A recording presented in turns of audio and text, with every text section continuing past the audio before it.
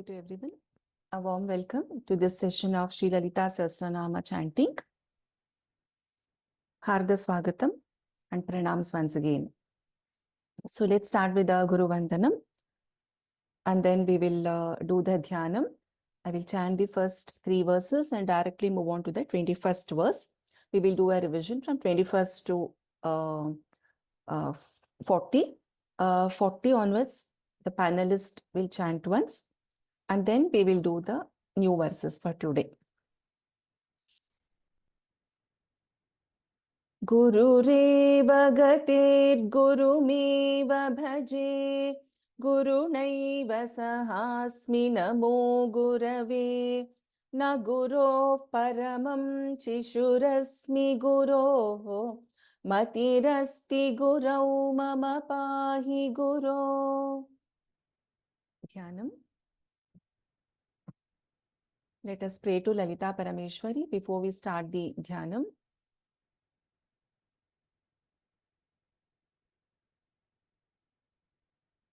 Sindhurarunavigrahan trinayanam manikya-maulispurat taranayakashekharam smitamukhimapinavakshoruham panibhyamalipurnaratnachashakam raktotpalam bibhratim Saumyam ratna-ghatastha rakta-charanam Dhyayet paramambikam Arunang karunatarangitakshim Dhritapashankusha-pushpa-bana-chapam Animadibhiravrutam mayukhairahamityeva vibhavaye bhavani Dhyayet padmasanastham vikasitavadanam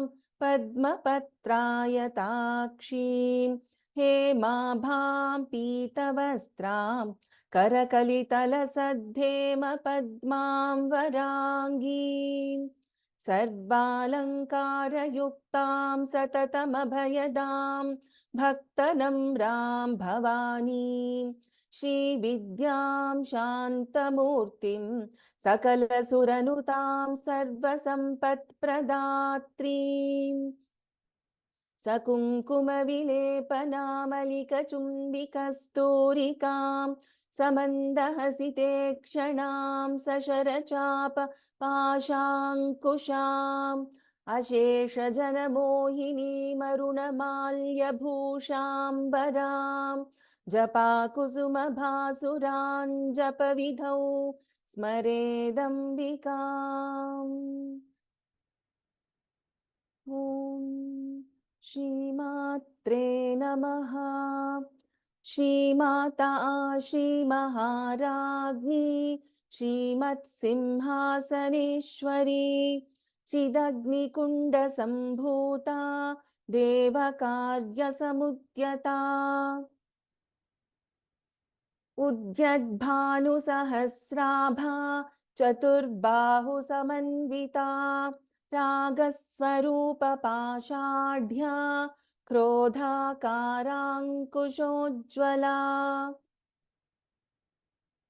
Manorupe Kshukodanda Panchatanmatra Sayaka Nijaruna Prabhapura Majjad Brahmanda Mandala. So 21st verse.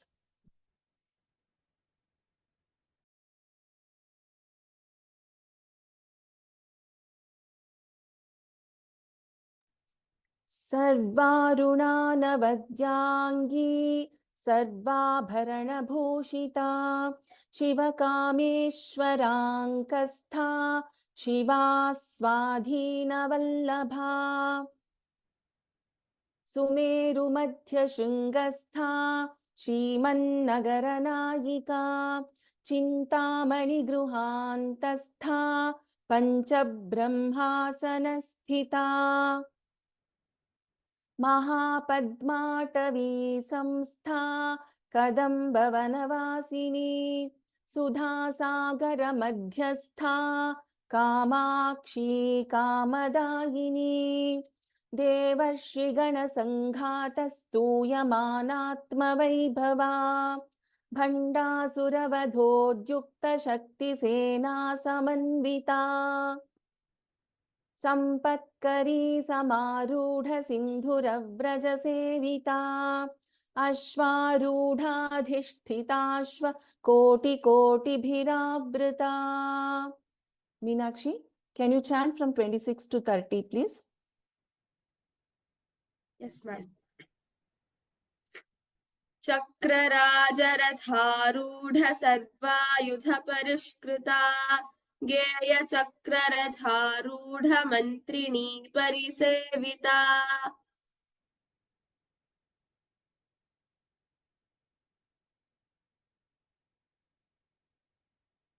गिरिचक्ररथारूढ दण्डनाथा पुरस्कृता ज्वालामालिनिका क्षिप्तवह्निः प्राकारमध्यगा भण्डसैन्यवधोद्युक्तशक्तिविक्रमहर्षिता नित्या पराक्रमाटोपनिरीक्षणसमुत्सुका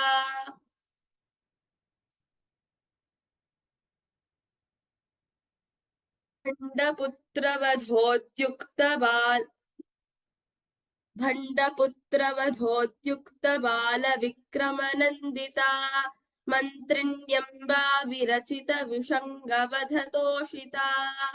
Meenakshi, this is Bhandaputravadhodyukta Vikramanandita. Repeat.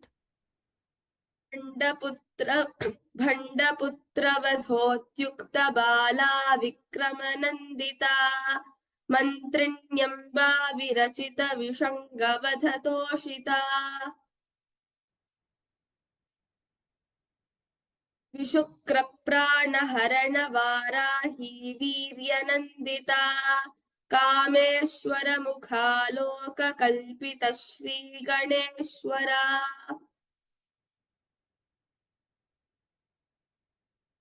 धन्यवादाः. I'll continue here.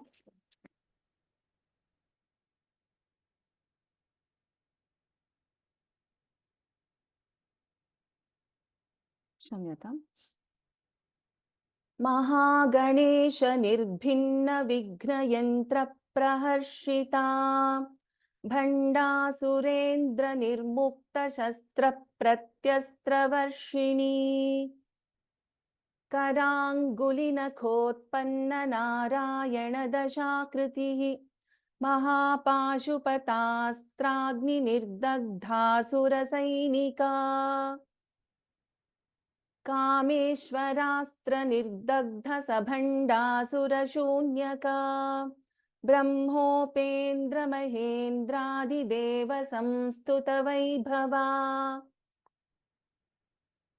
हरनेत्राग्निसन्दग्ध कामसञ्जीवनौषधिः श्रीमद्वाग्भवकूटैकस्वरूपमुखपङ्कजा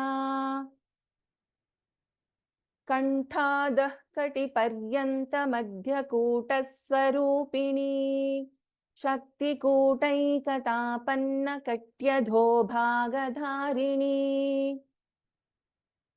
मूलमन्त्रात्मिका मूलकूटत्रयकलेबरा कुलामृतैकरसिका कुलसङ्केतपालिनी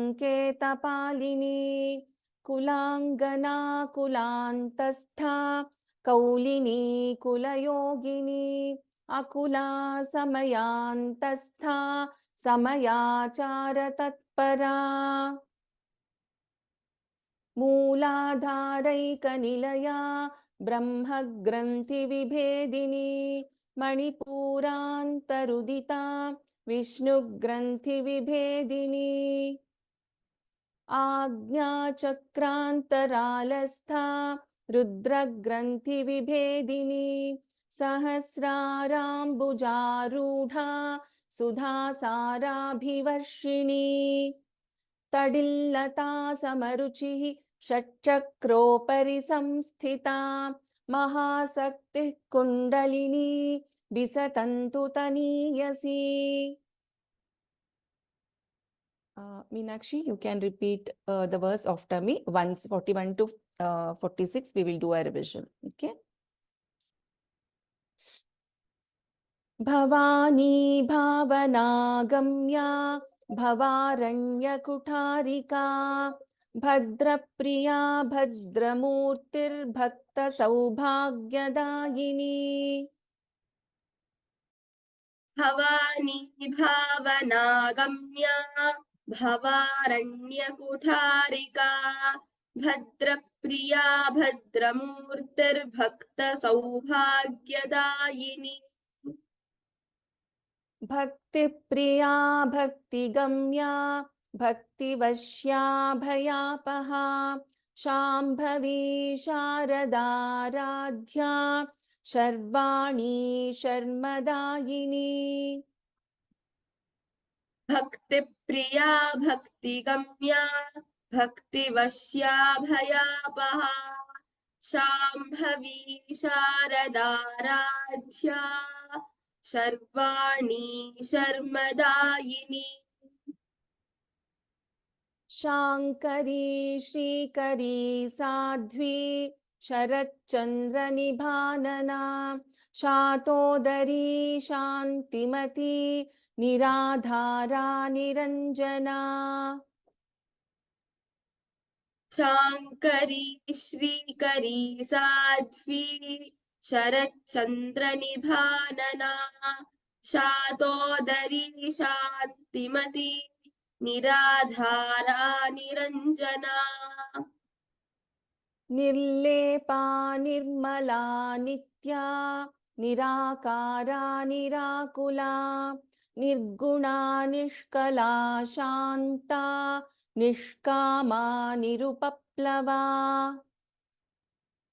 निर्लेपा Nirmala नित्या निराकारा निराकुला निर्गुणा निष्कला शान्ता निष्कामा निरुपप्लवा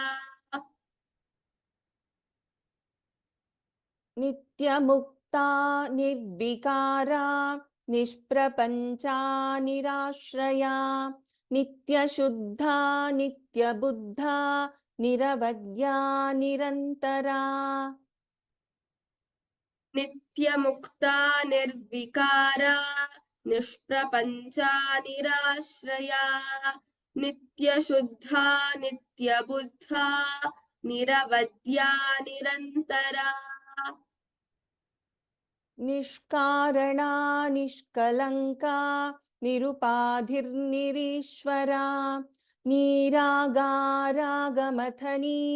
निर्मदा मदनाशिनी. कारणा निष्कलङ्का निरुपाधिर्निरीश्वरा निरागारागमथनी निर्मदा मदनाशिनी नूतनं new verse. निश्चिन्ता निरहङ्कारा निर्मोहा मोहनाशिनी निर्ममा ममताहन्त्री निष्पापा पापनाशिनी. In Nishpapa, Sha is a Shanmukha Sha. So Nischinta, Nirahankara, Nirmoha, Mohanashini, Nirmama, Mamatahantri, Nishpapa, Papanashini. Sai Smriti. Nischinta. निश्चिन्ता Nirahankara निरहङ्कारा निरहङ्कारा Nirmoha निर्मोहा निर्मोहा Mohanashini मोहनाशिनी मोहनाशिनी Nirmama निर्ममा निर्ममा Mamatahantri ममताहन्त्री ममताहन्त्री Nishpapa. Nishpapa. Nishpapa. Papanashini. Papanashini. Papanashini. Nischinta nirahankara. Nischinta nirahankara. Nischinta nirahankara. Nirmoha mohanashini. Nirmoha mohanashini. Nirmoha mohanashini. Nischinta nirahankara. Nirmoha mohanashini. Nischinta nirahankara. Nirmoha mohanashini. Nischinta nirahankara. Nirmoha mohanashini. Nirmama. Nirmama. Nirmama. Mamatahantri.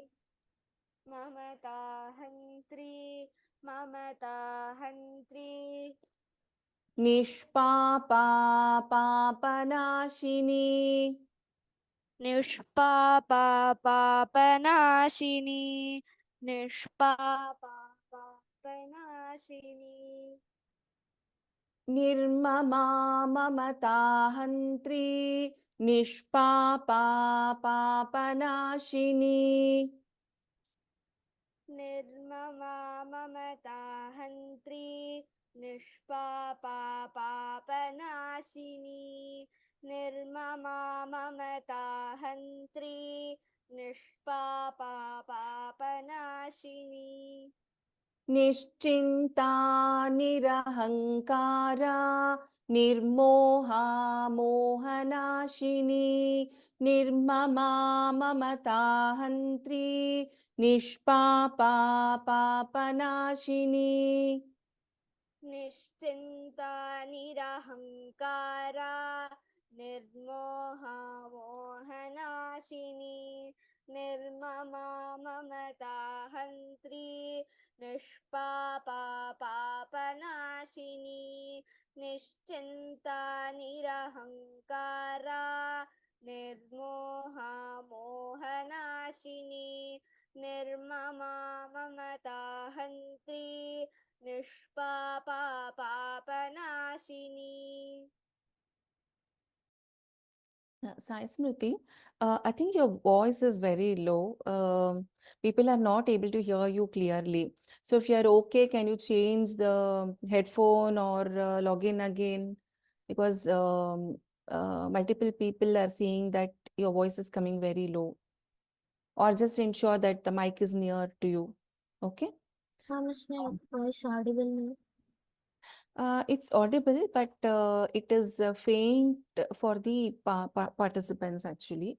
So you can either chant loudly or you can have the mic closer to you, something like that. Okay? Should I leave the meeting and join again? Yes, do that. Yeah. Nishkrodha, krodhashamani, nirlobha, lobhanashini. So in Nishkrodha, Sha is a Shanmukha Sha and Dha is a Mahapranaksara. In Krodha Shamani, Dha is a Mahapranaksara again.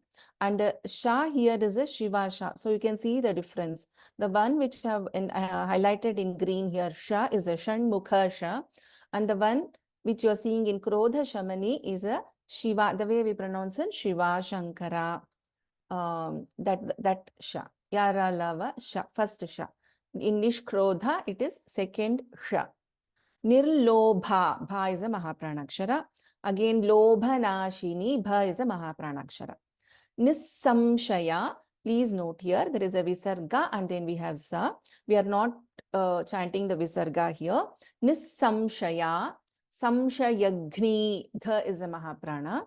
Nirbhava, bha is a Mahapranakshara. Bhavanashini, again bha is a Mahapranakshara. Nissamshaya, samshayagni, nirbhava, bhavanashini. Nishkrodha.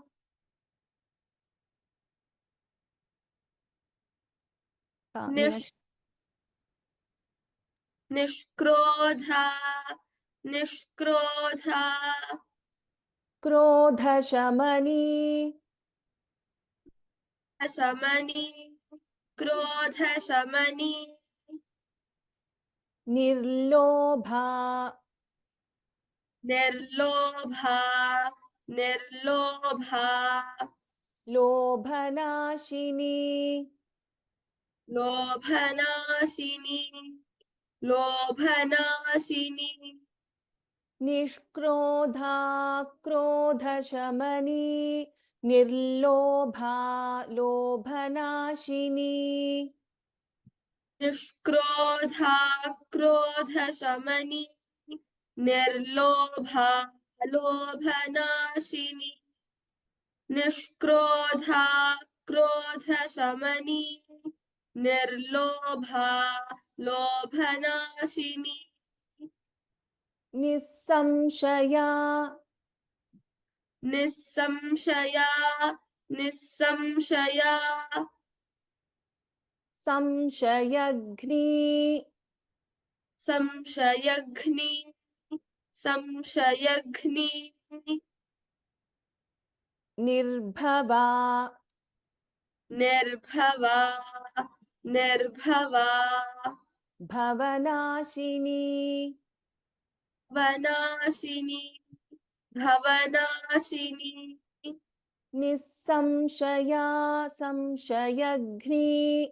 Nirbhava, bhavanashini. निस्संशया संशयघ्नि निर्भवा भवनाशिनी निस्संशया संशयघ्नि निर्भवा भवनाशिनी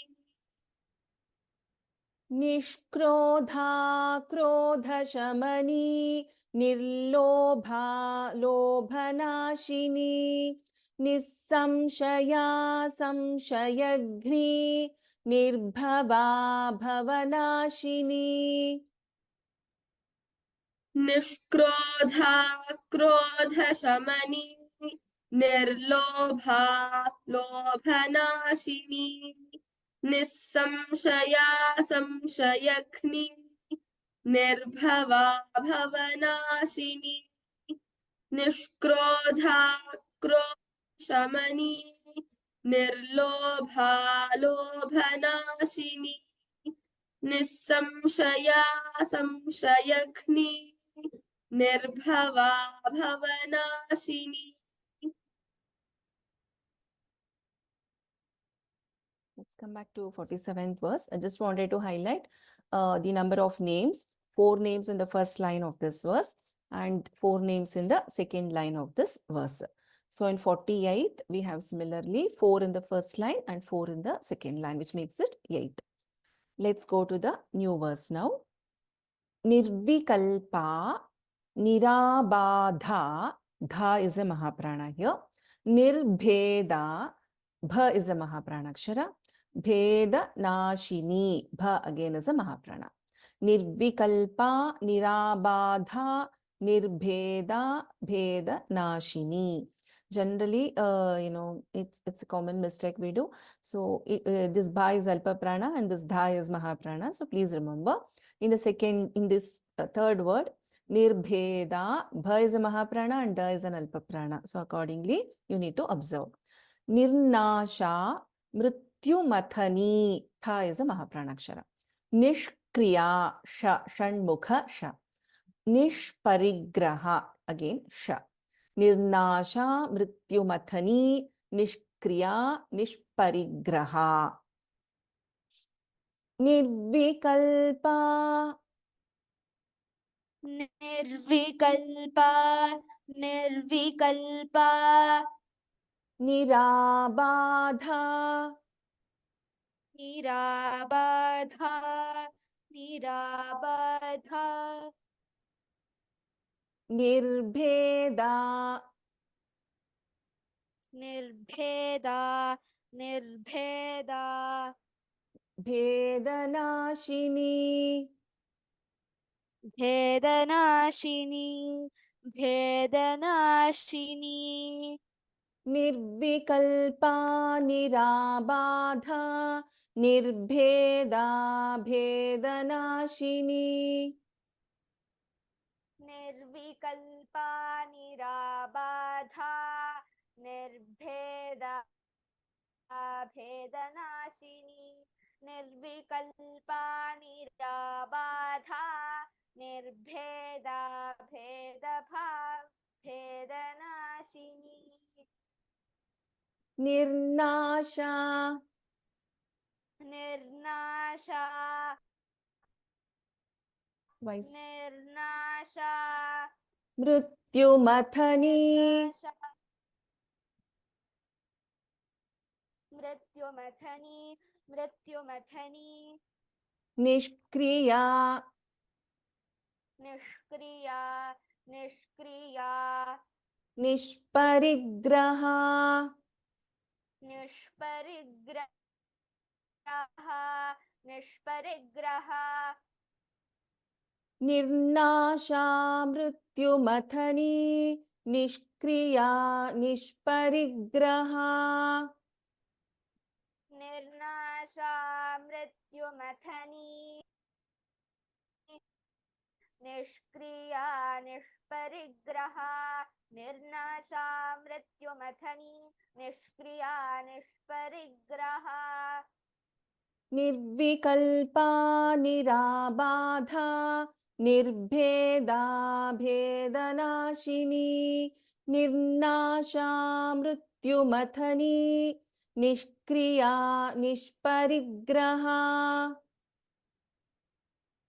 निर्विकल्पा निराबाधा निर्भेदा भेदनाशिनी निर्नाशा मृत्युमथनी निष्क्रिया निष्परिग्रह निर्विकल्पा निराबाधा निर्भेदा भेदनाशिनी निर्नाशा मृत्युमथनी निष्क्रिया निष्परिग्रह Meenakshi, Sai Smriti's voice still seems to be very low. So can you chant the same verse again once, please? Yes, ma'am. निर्विकल्पा निराबाधा निर्भेदा भेदनाशिनी निर्नाशा मृत्युमथनी निष्क्रिया निष्परिग्रहा. Dhanyavadaha. You can continue next one. Nistula Neelachikura Nirapaya Niratyaya. Nistula Neelachikura Nirapaya Niratyaya. Durlabha. Bha is a Mahaprana here. Durgama Durga Dukkha Hantri. Visarga and then we have Kha. Kha is a Mahaprana. Sukhaprada. Kha again is a Mahapranakshara. Nistula, Neelachikura, Nirapaya, Niratyaya, Durlabha, Durgama, Durga, Dukkahantri, Sukhaprada. Nistula, Nistula, Nistula, Neelachikura, Neelachikura, Neelachikura, Nirapaya, Nirapaya, Nirapaya, Niratyaya, Niratyaya, Niratyaya, Nistula, Neelachikura, Nirapaya, Niratyaya. Tula, Neelachikura, Nirapaya, Niratyaya, Nistula, Neelachikura, Nirapaya, Niratyaya.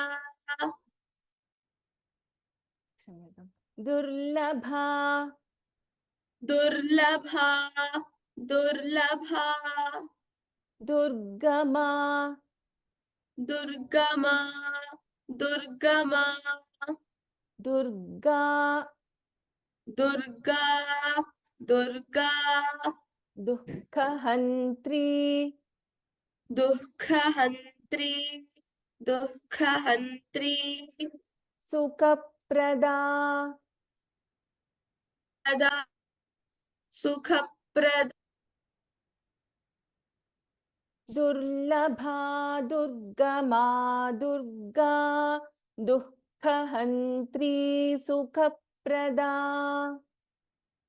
दुर्लभा दुर्गमा Durga दुःखहन्त्री सुखप्रदा दुर्लभा दुर्गमा Durga दुःखहन्त्री सुखप्रदा निस्तुला नीलचिकुरा निरपाया निरत्यया दुर्लभा दुर्गमा Durga दुःखहन्त्री सुखप्रदा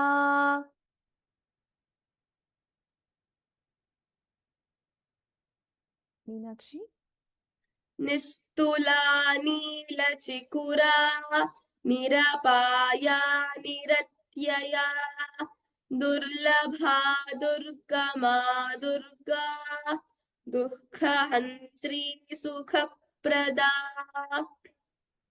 निस्तुला नीलचिकुरा निरपाया निरत्यया दुर्लभा दुर्गमा Durga दुःखहन्त्री सुखप्रदा. Tamam. 4 names in the first line and 5 names in the second line of this verse. So let us move to the 51. I'll just reshare the slides.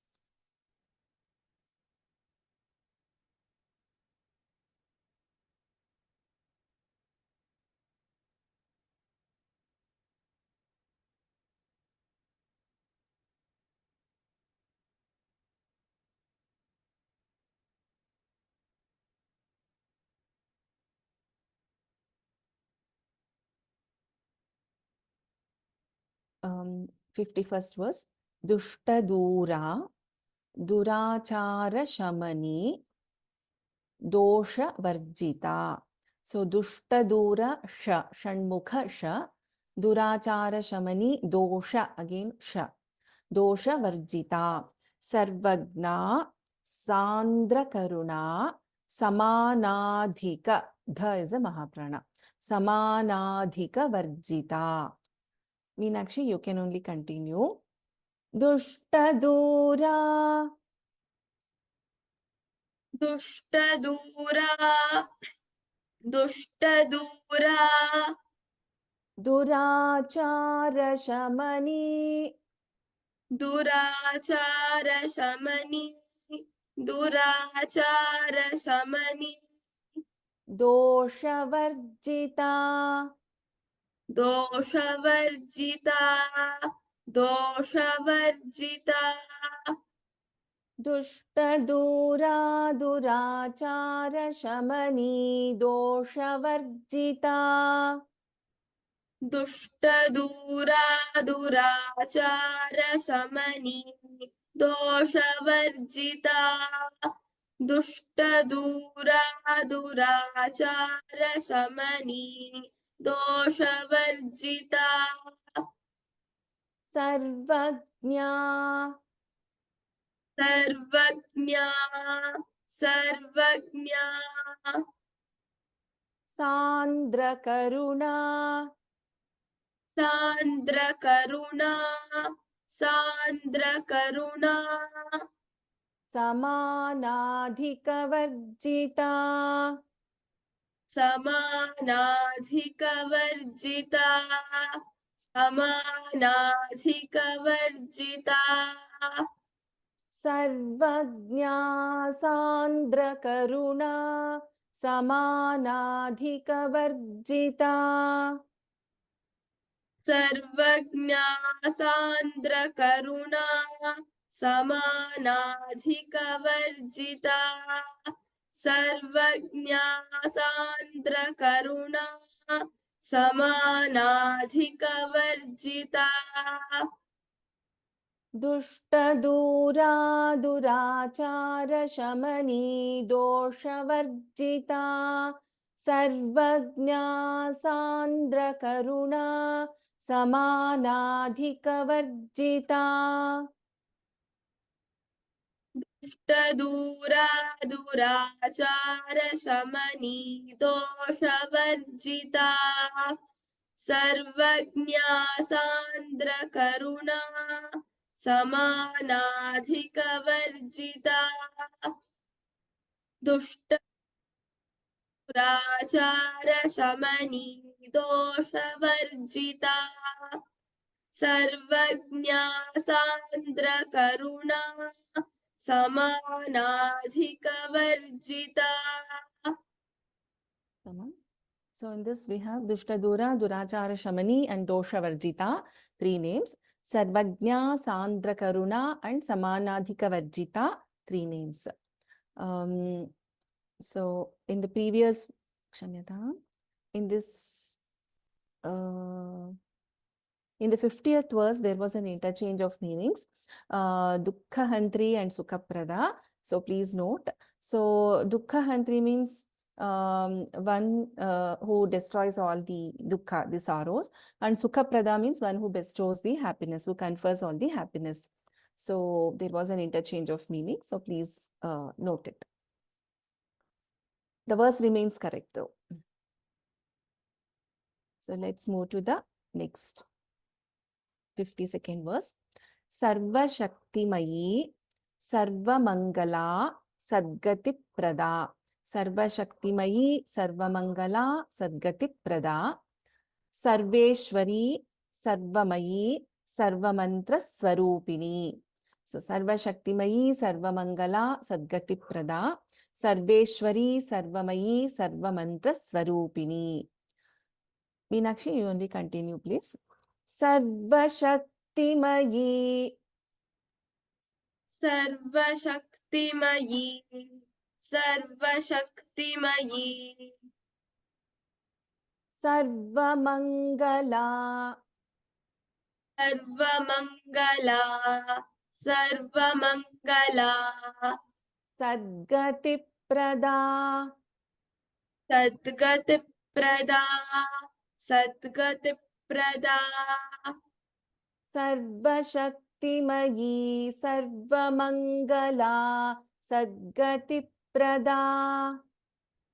सर्वशक्तिमयी सर्वमङ्गला सद्गतिप्रदा सर्वशक्तिमयी सर्वमङ्गला सद्गतिप्रदा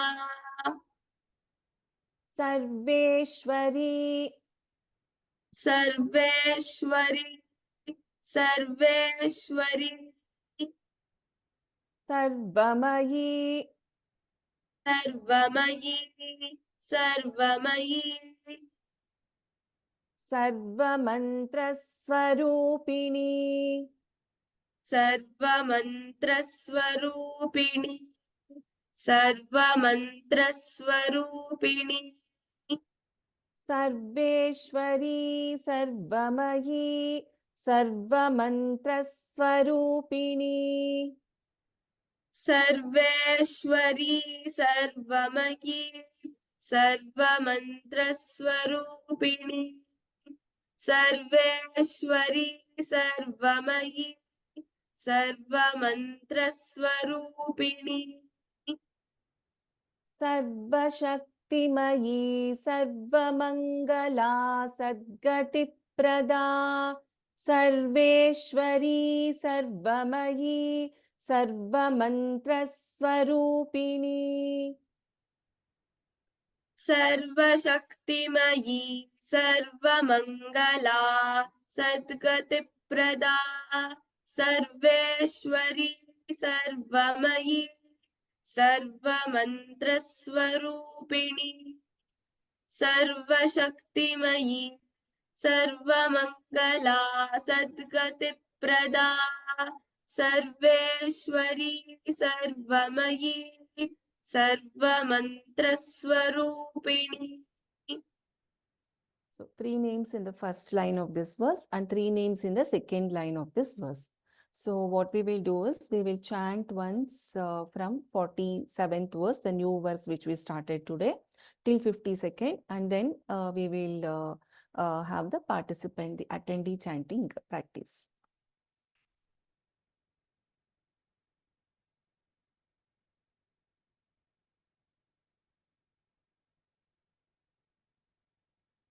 So we'll do from 47th verse.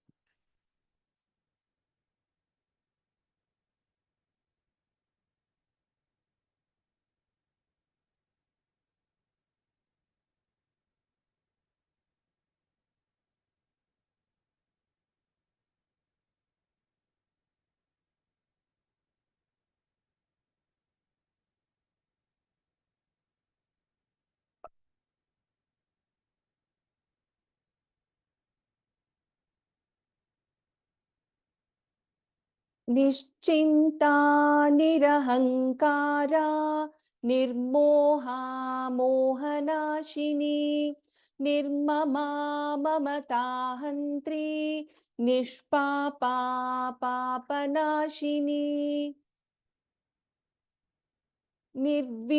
निष्क्रोधा क्रोधशमनी निर्लोभा लोभनाशिनी निस्संशया संशयघ्नी निर्भवा भवनाशिनी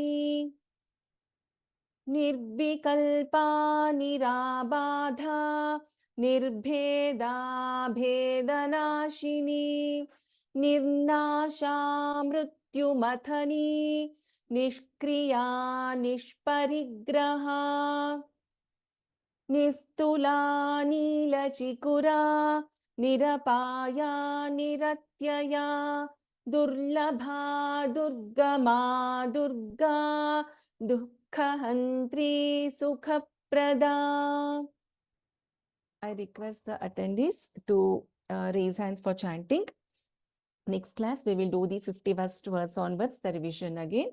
Today we will do from 40th. I hope you are all able to see my screen. Meenakshi, the screen is visible, right? Yes, ma'am, it is visible. Okay.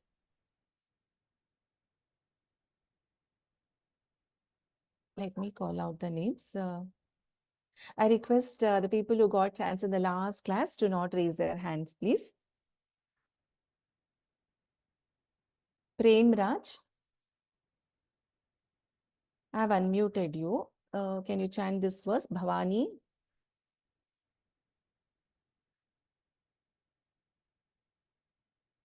Prem Raj Mahodaya.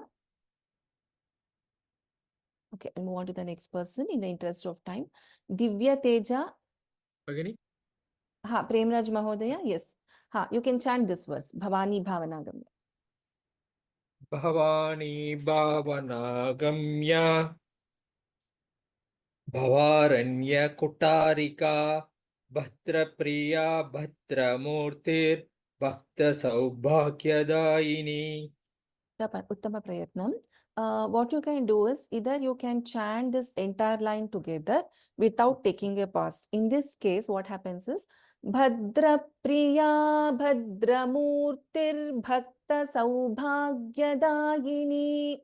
So you will chant Bhavani Bhavanagamya Bhavaranya Kutarika Bhatrapriya Bhatramurtir Bhakta Saubhagyadaini. correct. So in case if you want to take a pause over there, you have to split that. That means it will become Bhadra Priya Bhadramurtihi Bhakta Saubhagyadayini. So as far as possible, try to chant it together. If not, you can chant the Visarga over there. Dhanyavad. Divya Teja, I have unmuted you. Can you chant this verse, please? हाँ भगिनी 42. Is my screen visible now? Are you seeing 42nd verse on my screen or? No, No, no, Bhagini. Mata. Okay, let me just reshare. Shamyatam.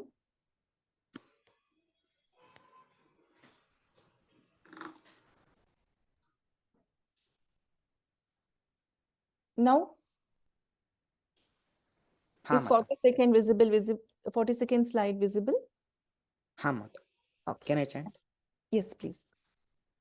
भक्ति प्रिया भक्ति गम्या भक्तिवश्या भयापहा शाम्भवी शारदाराध्या शर्वाणि शर्मदायिनी. Dhanyavadaha. Uttamam. Sumati H. 43rd verse, please. Hari Om. Hari Om. Shankari श्रीकरी साध्वी Sharachchandra निभानना शातोधरी शांतिमती निराधारा Niranjana. Dhanyavadaha, Bhagini. Thank you. Suresh Mahodaya. 44 verse, 44th. निर्लेपा Nirmala नित्या निराकारा निराकुला निर्गुणा निष्कला शान्ता निष्कामा निरुपप्लवा. Tamam, Dhanyavadaha. Bhavani Bhagini.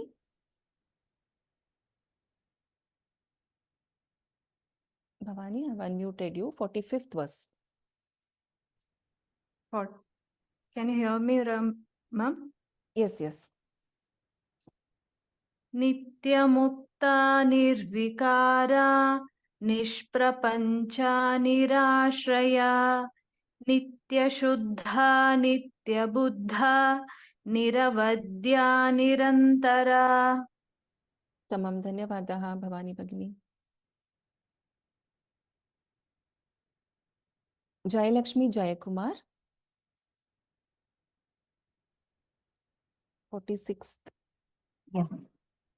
निष्कारणा निष्कलंका निरुपाधिर्निरीश्वरा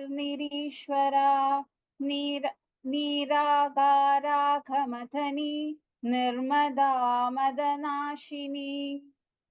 Dhanyavadaha. Himangshu Bora.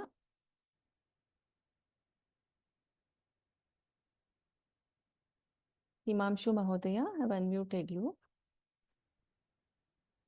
Yes, ma'am. Am I Okay. audible? Yes.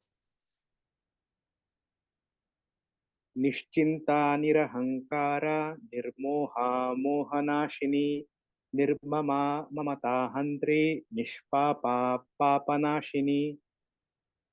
Mahodaya, can you chant again? I couldn't hear properly. Nischinta nirahankara nirmoha mohanashini nirmama mamata handri nishpapa papanashini. Tamam, Dhanyavadaha. I hope all of you are able to see the slide correctly, right? Because I've got around 40 messages that the slide is stuck. So, are you seeing the 47th? Meenakshi, are you seeing the 47th verse in the slide? Yes, Bhagini. Okay, Dhanyavadaha.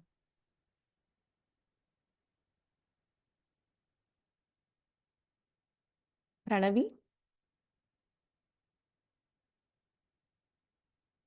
Pranavi, I have unmuted you. निष्क्रोधा क्रोधशमनी निर्लोभा लोभनाशिनी निस्संशया संशयघ्नी निर्भावा भवनाशिनी Nirbhava. निर्भवा भवनाशिनी Can you chant the second line again, Pranavi? निस्संशया संशयघ्नी निर्भवा भवनाशिनी. Uttamam, Dhanyavadaha. Maunika Bondalapati.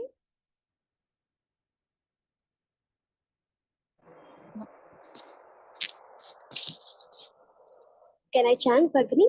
Yes, please.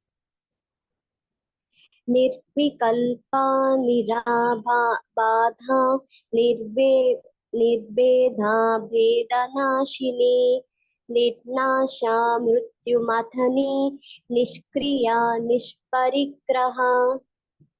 Monica Bhagini, the first line, okay? Shamta. I will chant once, you can repeat after me. Okay, ma'am. Nirvikalpa nirabadha nirbheda bhedanashini. निर्विकल्पा निराबाधा निर्भेदा भेदनाशिनी Nirnasha mrityumathani nishkriya nishparigraha.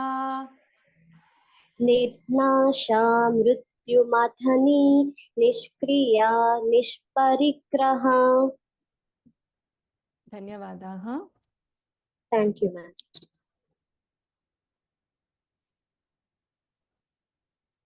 Indrani Bhagini, 50th verse. निस्तुला नीलचिकुरा निरुपाया निरत्यया दुर्लभा दुःखमा Durga दुःखहन्त्री सुखप्रदा. Uttama Prayatnam. Here, it's not Nirupaya, it is Nirapaya. Nirapaya, Niratyaya. निरपाया निरत्यया. And in the second line, Durlabha, दुर्लभा Durgama, Durga. Continue. दुर्गमा Durga Continue. दुःखहन्त्री सुखप्रदा. So this kha has to be a Mahaprana. Dukkha-hantri sukha-prada. Little more stress for kha. दुःखहन्त्री सुखप्रदा. Dhanyavadaha. Thank you, ma'am. Sangeeta Rath, 49th verse. Yes, ma'am. निर्विकल्पा निराबाधा निर्भेदा भेदनाशिनी निर्नाशा 1 minute. मृत्युमथनी. I'm hearing two voices. Just 1 minute. Sangeeta, you can go on now. You can start now. Yes, ma'am. निर्विकल्पा निराबाधा निर्भेदा भेदनाशिनी निर्नाशा मृत्युमथनी निष्क्रिया निष्परिग्रहा. Dhanyavadaha.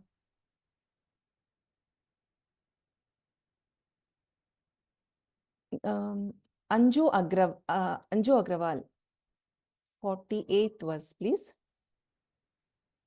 निष्क्रोधा क्रोध शमनी निर्लोभा लोभनाशिनी निसंशया संशयग्नि निर्भवा भवनाशिनी. Uttamam. In the second line, Bhagini, just observe. Nissamshaya samshayagni. Repeat. Okay, shall I repeat? Yes. निसंशया संशयग्नि निर्भवा भवनाशिनी. Dhanyavadaha.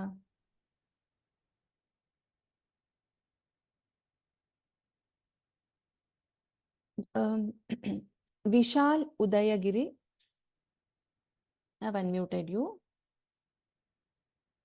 Namaste. Namaste.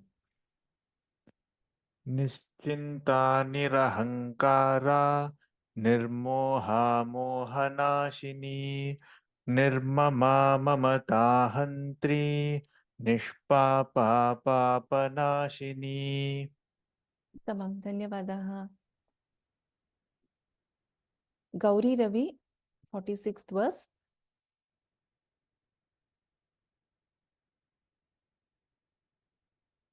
Gauri Bhagini, I've unmuted you.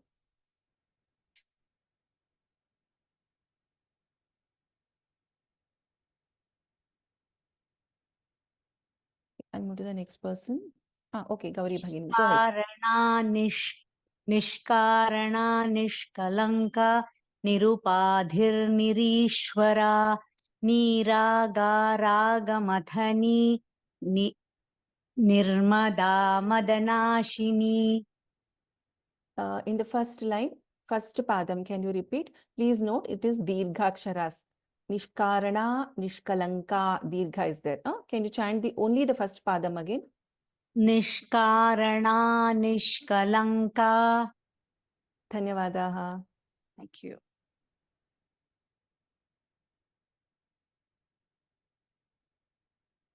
Amaraja, 45th verse, please. I have unmuted you.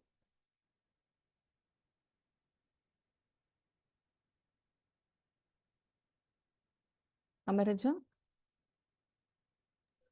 Am I audible now? Yes, you are audible.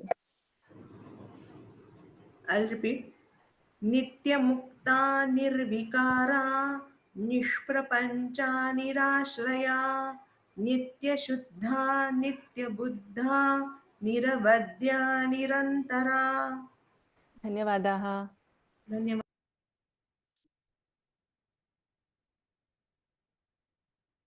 Devi Bharathan, 44th verse.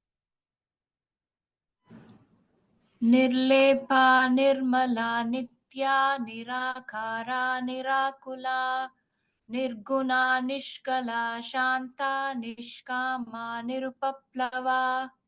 Agini, can you chant the first padam of second line again? Nirguna Nishkala Shanta Nishkama Nirupaplava. I heard this Nirguna na as na. That is the reason I asked. Dhanyavadaha.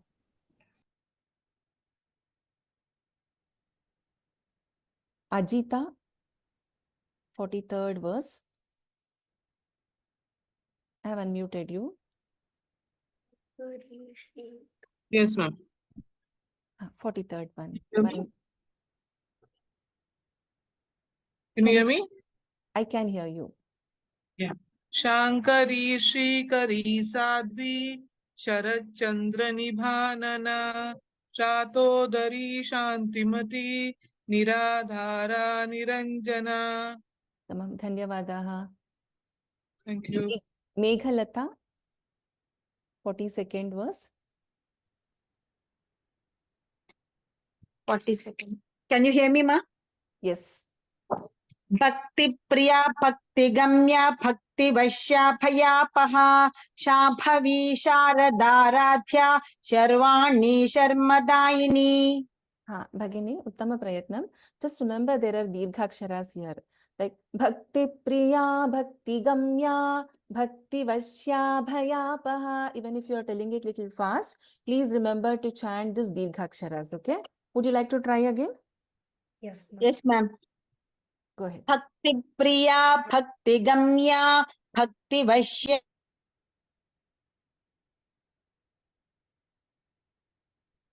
I cannot hear. Is it Ajita Bhagini chanting or Meghalata? It is Meghalatama. Can't you hear me? Can you I hear can me now? Yes, I can hear you now. Can you Okay. chant again? Yes, ma. Bhakti Priya Bhakti Gamya Bhakti Vashya Bhayapaha Shambhavi Sharadaradhya Sharvani Sharmadayini. Dhanyavadaha Bhagini. Ajita Bhagini, did you chant? Did I unmute you or not? I chanted, ma'am, 43rd Okay. verse. Okay, thank Thank you. you. I just got confused. Okay, we'll stop here. So next class, what we will do is, because we have completed 50 verses, we will have a continuous chanting of 1 to 50 verses. While you know, I chant once and the panelist will chant once, and it will be a complete revision, continuous revision from 1 to 50. So please attend the class without missing. And after that, if we have time, we will have the participant chanting also. But we will be chanting all 50 shlokas, whatever we have learned till date, in the next class. Okay, and there are a few questions regarding 51st and 52nd verse doubts. I will clarify that in the next class. I would rather teach that again, those two verses, so that it is clear for everyone. And there are few questions regarding assessment. It is too early to talk about the assessment. But however, I will try to give some information how the assessment is going to be, what kind of assessment, etc. at a high level in the next class. So let's have the Mangalam. सर्वमङ्गलमाङ्गल्ये शिवे सर्वार्थसाधिके शरण्ये त्र्यम्बके देवी नारायणि नमोऽस्तु ते. Pranams to everyone. Punarmilamaha.